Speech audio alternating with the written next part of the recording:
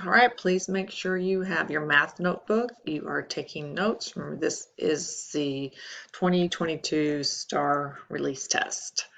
All right, so it says Monica wants to open a savings account with a deposit of $3,000. Monica will not make any additional deposits or withdrawals after she opens the account.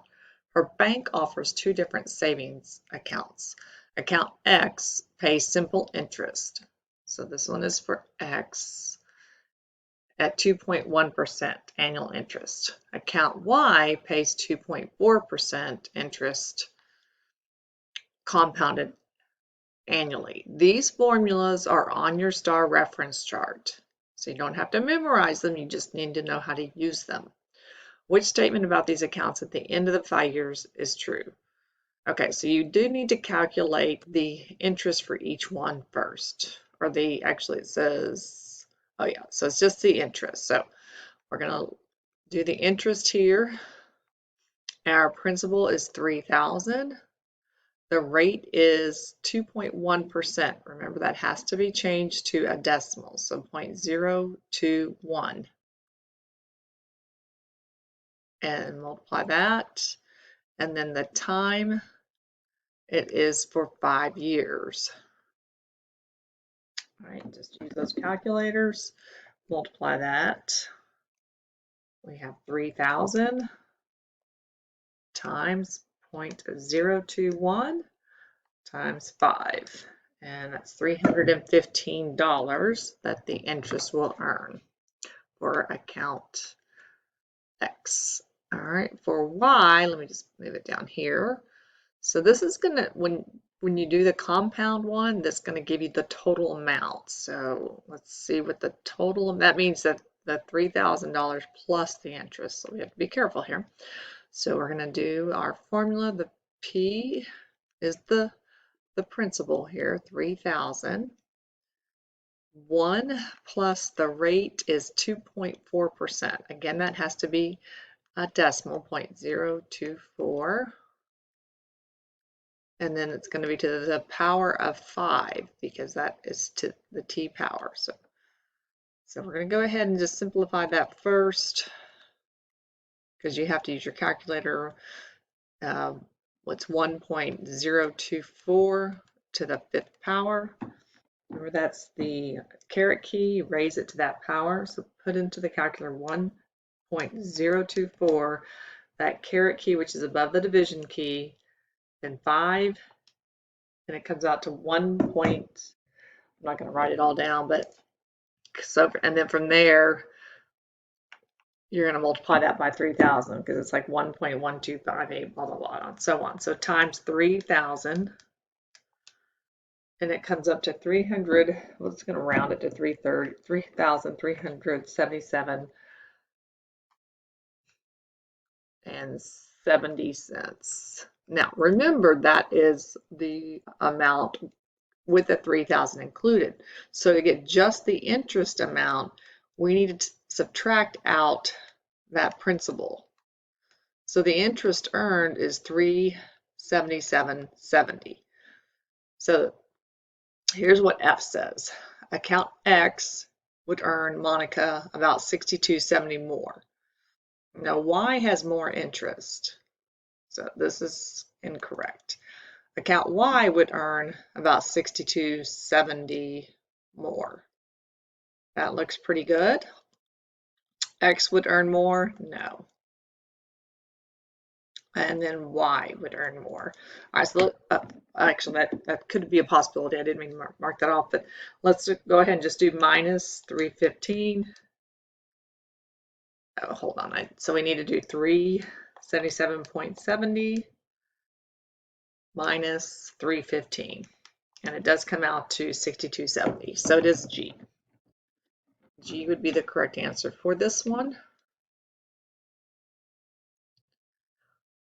All right, here it says the graph of a linear function is shown on the coordinate grid. What is the y-intercept of the graph of this function? Okay, so it's really between 1 and 2 there. So this, it could be 3/2. This could, because that's 1.5. This B is 0.8, so that's less than 1. So that would be below the 1. That's not right. Now C would be 1 2/3. So you really, this one is such a, yeah, it's not quite that high. Or is it 1 1/3? So you could actually just figure out the exact number by using that slope-intercept form. We don't know what B is. We can do the slope by finding with our slope formula the change in Y over the change in X.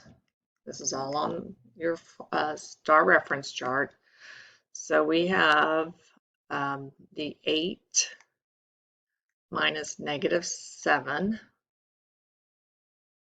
and then 4 minus -5, which this simplifies to plus plus, so that's 15. This is plus plus, and that's 9. And that simplifies to 5/3. Okay, so that is the slope. Now, don't be tricked by this answer here. Let's just keep going here. So now we're going to use one of the points and substitute the x and the y in. So I'm going to put the 8 and the 4. And we're going to figure out what b is. So this is like 4 over 1, so it's 20 over 3. Now you have to, the next step, you're going to subtract 20/3. All right, so let's look at that a little bit closer. So 8, we need that to have a denominator of 3. So you could multiply both of those. 24 over 3 is the same as 8. So if we do the 20 over 3, subtract, you get 4/3. All right, so that's what B is. I don't know that they'll have one this complicated this year. This is really more like high school algebra. But those are the steps to get the exact answer, because it is difficult to tell where this is, and they give you some answer choices that are possible. So D is the correct answer. All right, a circle is graphed on a coordinate grid with its center at -4, 7. The circle will be translated p units to the right. So that means, translations are, they move. So we have a coordinate grid,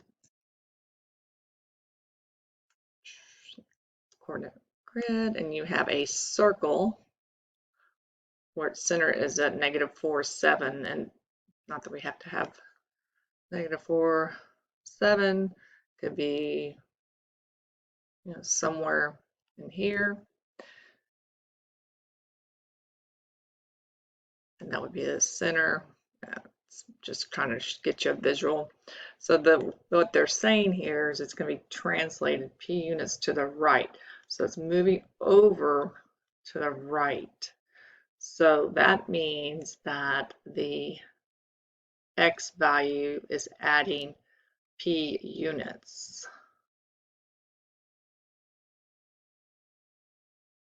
And remember, the x value is -4. I didn't mean to write. So the x value is -4, and the y value here is 7. So -4 plus the p is what we're looking for. Those are good. These are not good. Now the next one says that it's b units down. So that means it's going to come down this direction. So that is your y value, which is 7, and it's down, so you're subtracting. Oh, sorry, that should be a V there, not the P, because it's B units, sorry, right here. So that one would be here. So their correct answer there is G. All right, next one. Rhonda's job is to drive a car for a company. Each month she is paid the same salary. She's also paid extra money for the number of miles she drives the car each month. If in July Rhonda drove 640 miles and was paid a total of $3,502. In August, she drove 820 miles and was paid a total of $3,601.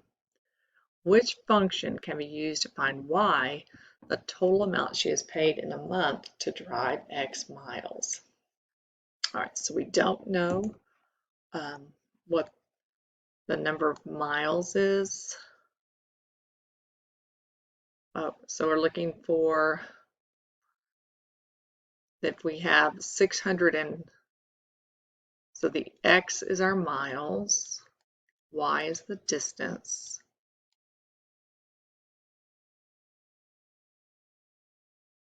And so we have 640, she gets, I'm sorry, it's the amount paid, not distance here. Yeah, pay. Okay, so she gets $3,502 and 820 miles, she gets 3,601. So if we look at that, and you actually find the difference here, use your calculator, what is the difference in the y values? 3601 minus 3502 is 99.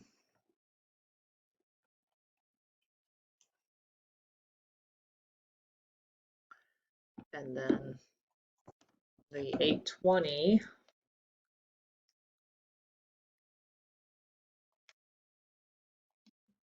find that difference. That actually is 180.